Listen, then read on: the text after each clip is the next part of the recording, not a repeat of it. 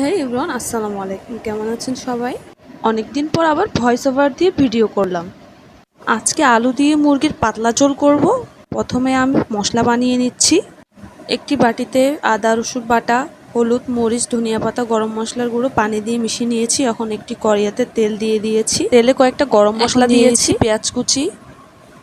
পেঁয়াজ কুচিগুলো আমি ভালো মতো ভেজে নিব। গোল্ডেন ব্রাউন কালার হয়ে আসলেই যে মশলাটি আমি বানিয়ে নিয়েছিলাম সেটা দিয়ে দিলাম। দিয়ে দিয়েছি স্বাদ মতো লবণ। এখন কষানো মশলাতে আমি আলু আর মুরগি অ্যাড করে দিয়েছি। ভালোভাবে নেড়ে চেড়ে মশলার সাথে সবগুলো মেখে নিয়ে ঢাকনা দিয়ে ঢেকে দিব।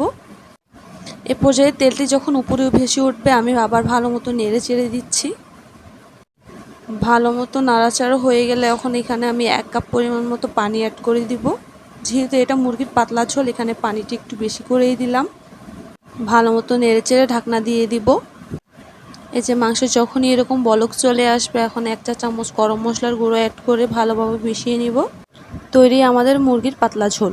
আপনারা যে যেখান থেকে আমার ভিডিওটি দেখছেন প্লিজ আমার পেজটিতে একটি ফলো দিয়ে দিবেন, লাইক করে দিবেন। ধন্যবাদ।